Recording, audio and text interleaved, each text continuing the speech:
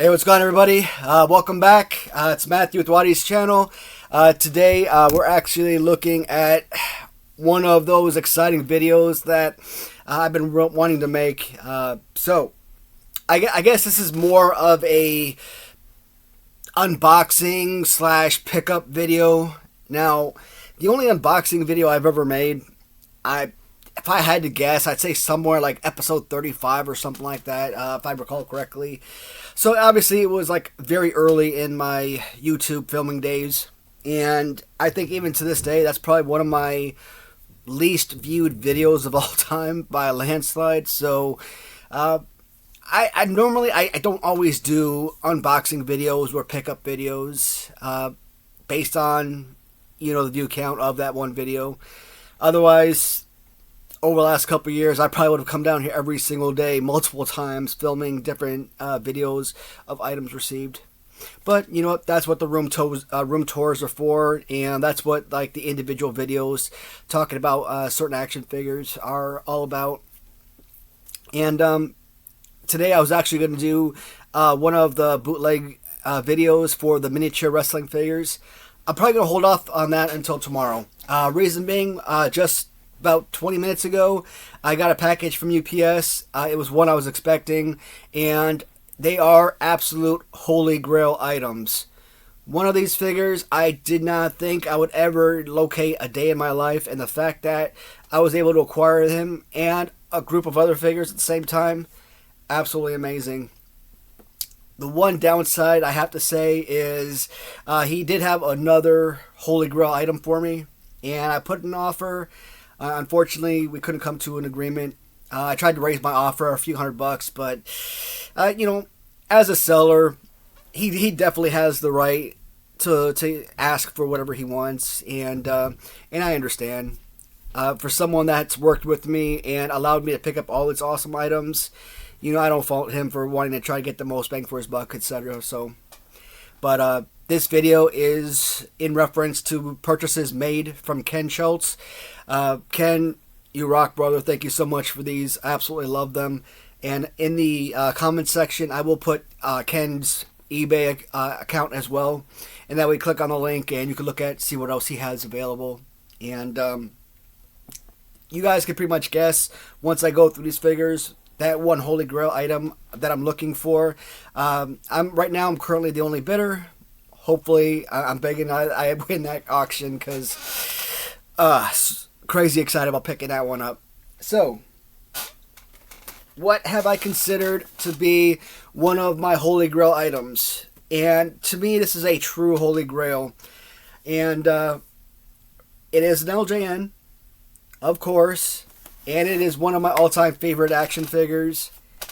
It is the LJN Grand Toys Series 6 of Warlord.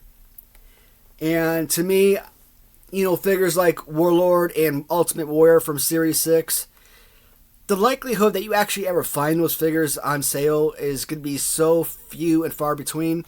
Like, I've seen a Ultimate Warrior on eBay, but it's hovering around $8,000. Is it really that valuable? I don't think so. To be honest, I think $2,000 to $2,500 would probably be pushing it. And Warlord probably isn't that much far between. So, with this particular card, you know, obviously it has its discrepancies. And that includes spider veins throughout. You have some dark markings up here. And, you know, some dirt stains on the back. So, I think with the offer that I put in for the bundle, I think that's about what it would have sold for after a 7-day auction anyways. So, luckily, I don't think that Ken really took a loss on any of these. And for me personally, even if I did end up paying more up front than what I would have on auction, I'm super glad to get these figures and not have to go through the hassle of bidding on a daily basis.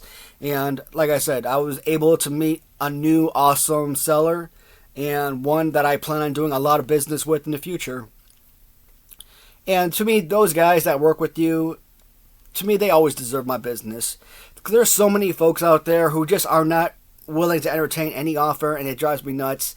What was it? it was I just got in a 2-pack Holy Grail Thumb Wrestler collection of Hulk Hogan and Roddy Piper. And that won't be part of this video, but I'll bring it up. And so, you know, it had its issues. Definitely not worth the price that it was associated with it. It was at like $200, I think, and I came in with it offer like $125, I think it was like $160. I think that's the price of it. It was $160, and I came in with an offer of $125. Considering the condition of the card, I think that's well above the value of that particular set. And I just got a simple no. And I hate that. I get that a lot from sellers. It drives me nuts. So I sell all the time. And here's a funny story. Well, funny for me. Ridiculous is a better word. So I had a LJN Jimmy Snuka on card. And I had it listed for about $700. Considering the one I bought, I paid about $750, or was it $900, something like that. So $700. I received an offer for $8. Not even $80, which still would have been a slap in the face, but $8 on a $700 listing. And did I decline the offer? Did I leave no response whatsoever? No. Hey, thank you for the offer, but this item is worth a whole lot more. You know, would you be comfortable with this price? And maybe I came down, let's say $500, for example. And you know, that's how you're supposed to operate. You know, you don't just blatantly ignore, you know, offers that come in, regardless of how small you think it could be. So back with the carded figures for Roddy Piper and Hulk Hogan. What happened was he gave me a simple no. Nothing else. I responded, firm or counter. And then, you know, he basically came back out. You know, I think the lowest I would go is $150, and I accepted, and we got the transaction done. So, all in all, it actually came out to be a pretty smooth transaction. But if I was just so blown away by him kind of blowing me off with the one simple word, no response, I would have moved on. I would have bought it from someone else, and they would have gotten, you know, the business and the sale and whatnot. So it just goes to show that just because someone comes in with a smaller offer, it doesn't mean that they're not willing to work with you. It just means that maybe they value it a little bit less, or maybe they're putting in a lower offer to see if you would accept. And if not, you know, you guys could come on and you could meet in the median, in the middle, and come up with a pretty fair price for both sides. Yeah, so that's my sale, or my pickup of the Thumb Wrestler, Hogan, and Roddy Piper. And again, working with Ken on these, you know, I came in with an offer, and you know, we came to an agreement relatively quickly. It was a very smooth and easy transaction. Man shipped carefully, obviously with the collector in mind, and got him out in an expedient manner. Absolutely love doing business with this guy. Again, incredible. Hope to be able to purchase that Andre the Giant from him, because, man, that's going to almost complete a very important series for me. So, definitely a holy grail piece in the Warlord.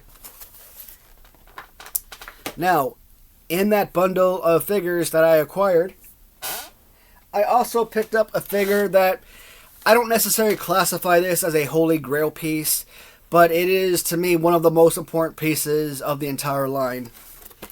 And it is Rick Rude.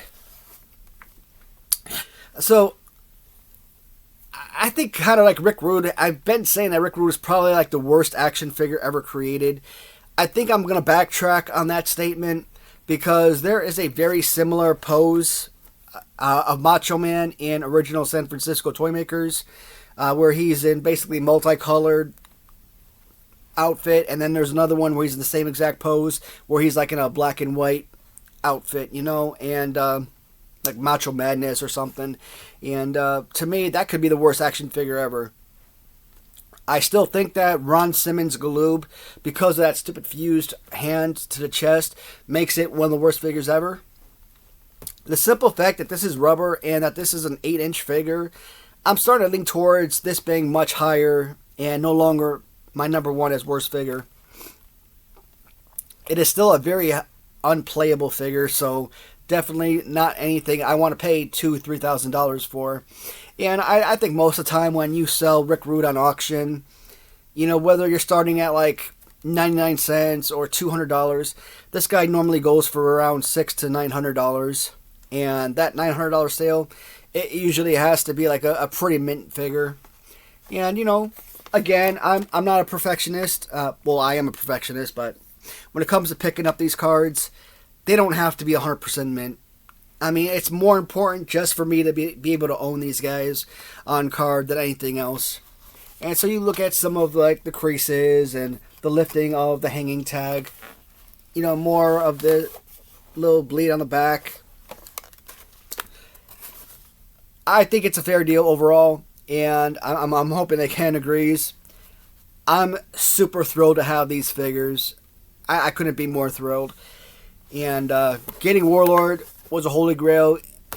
Again, not a grail, but definitely a very important piece.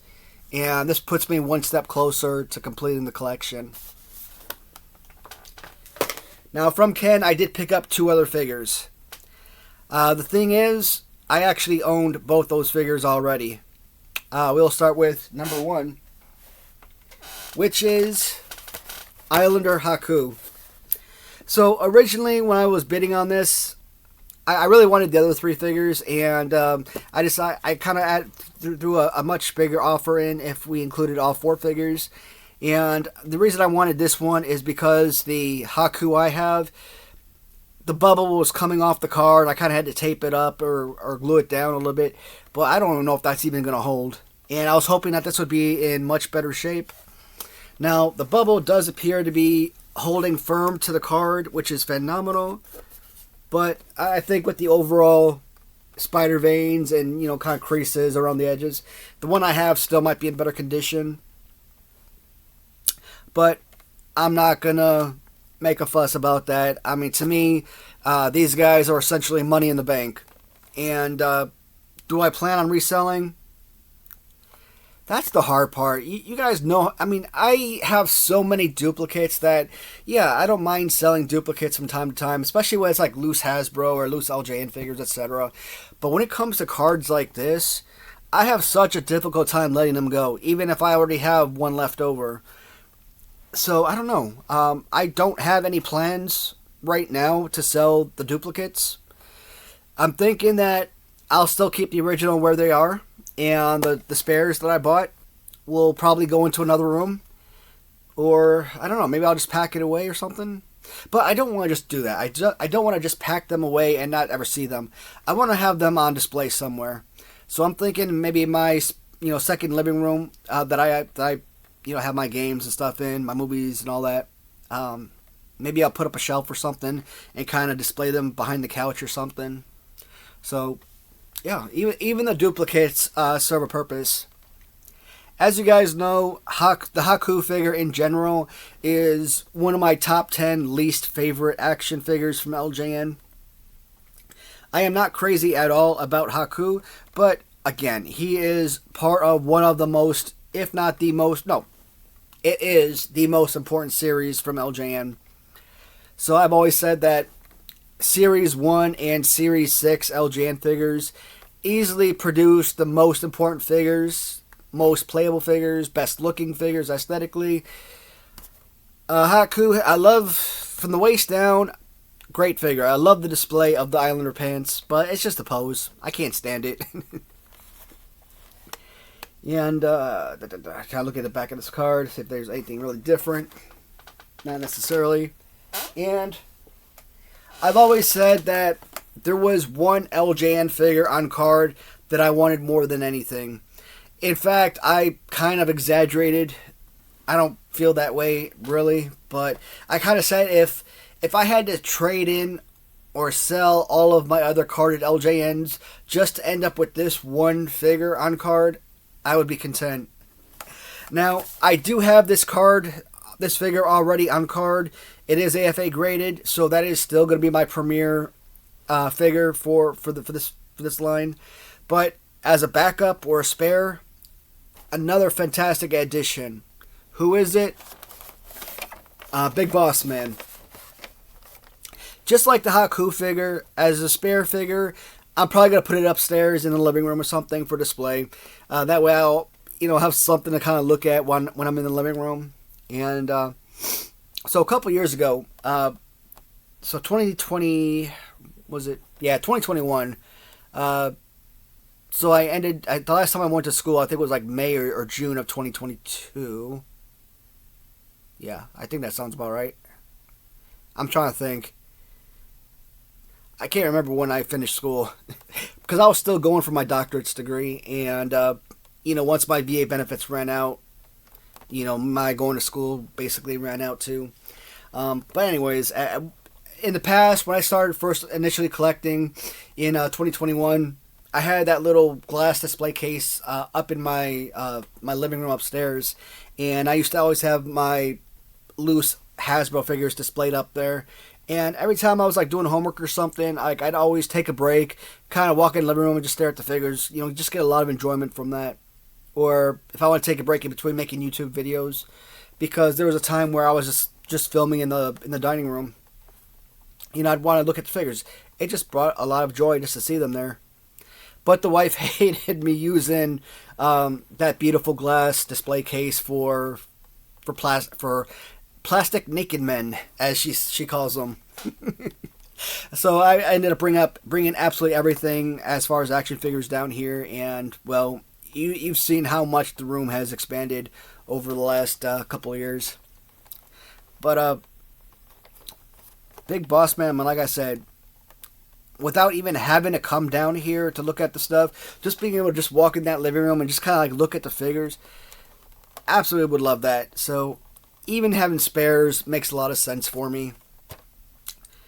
A Big Boss Man, to me, so the last time I did my top 10, or the only time I've ever made my top 10 LJN favorites, I listed Big Boss Man at number 6. I really feel that this is one of those figures that could technically be a number 1. Beautiful color scheme, name recognition, the bulkiness and the size of the figure, accessory, just everything about the figure just screams perfection. And like I said, the card, it isn't as nice as the one I had originally. The first one I owned was AFA graded, but come on, I could not pass on the opportunity to own another one, and this is an amazing piece. Would I sell it? I won't actively look to trade these guys in for something else. But at the same time, if anybody wants to reach out to me, put an offer in, yeah. I mean, I'll always listen to offers. You think that the Seattle Mariners were actively listening for offers for Ken Griffey Jr.? You've got the greatest hitter in the history of Major League Baseball. You're not going to trade that guy for anybody. But if offers come in, you're still going to listen to it, right? It only makes sense. You want to see what the interest level is out there, gauge the market, etc. So, those are the recent 4 pickups from Ken Schwartz. Again, I will leave his eBay account in the comments section, and that way if you want to go see what he's selling, whatnot, just stay away from the Andre figure. Yeah, if I can win that Andre figure on card, man, that'll mean I'll be one figure, Ultimate Warrior, away from completing Series 6. And as you guys know, I already have Jim Duggan on black card, and I have both white and red shirt Hogan on black card. So there are other releases. Macho Man is one. I would love to get Macho Man on black card. I would love to get Elizabeth on black card. $1 Million Man on black card. Yeah, they're re-releases, but it's still different. Jake Roberts on black card. That Brutus Beefcake on black card. I've only seen one on sale, and that's through eBay. They're selling it for like $30,000. I don't even think Donald Trump would spend $30,000 on an action figure, so I don't know if that's ever going to sell, but it might. Demolition Axe on black card. Whew. So many greats. Oh man, they even got a honky tonk. Yeah, I knew that they had a honky tonk man on black card. That's right. I'm just kind of like looking at this and trying to see if the re-releases like Big John Studd and whatnot, if any what else I could pick up in the future. But even if these were still out there, a collector still had those re-releases on the black card, do you really think that anybody would be actively trying to sell those? And if they were, they'd be asking an absolute fortune for it. So good.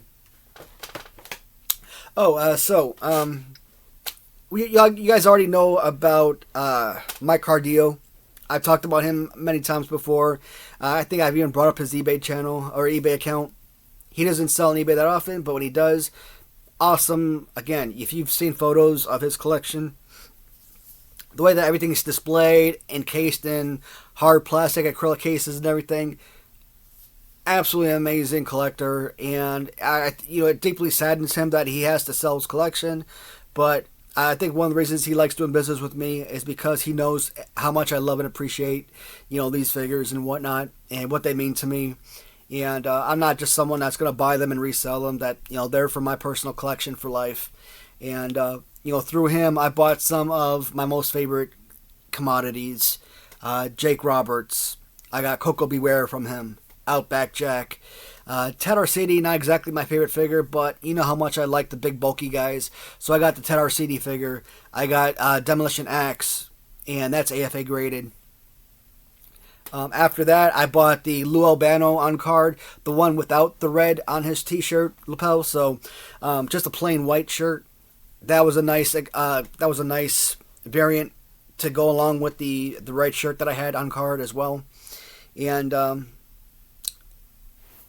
don't know if you can see it, but right here is the white shirt referee. Now, when I was doing my initial reviews of all the LJNs series by series, there were certain figures I didn't have on card. I think at the time there were probably like a dozen figures, and right now I think I'm like probably 4 figures tops, if I had to guess. Recently, I also just purchased from Mike a Strikeforce Tito Santana carded. Again, that's going to come in a display case as well. So, oh shoot, I didn't even think about it. From another seller, I picked up. I don't know if I want to bring it up right now, because that would be a nice little pickup video. I can't wait. I got the Heart Foundation. I absolutely would love to have the Heart Foundation on dual box set, but I got them on individual cards, and that right there, to me, is even more important. I don't know if the British Bulldogs ever came on single card. I'm going to assume that they did, just like everyone else. So I think British Bulldogs are on single card, are the ones I'm missing, and I have them on the tag team set together, but I don't have them on single card. So that's 2 figures. I'm missing Ultimate Warrior. Yeah, I got the white shirt referee now, so if I say I don't have the blue shirt referee, does that really matter? As long as you have one variant, you're good, right? So, I could say 4 if I want to include the blue shirt, and I just kind of want to look at this wall real quick, and based on what I see,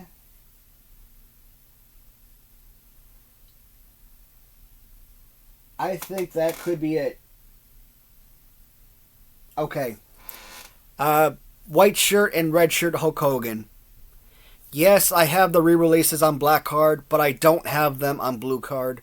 So, same thing with the referee. They're not really variants in that case. They're just re-releases. So, do I need the blue cards, but if I have the black cards? You know me, I'll say yes. So, okay, fine.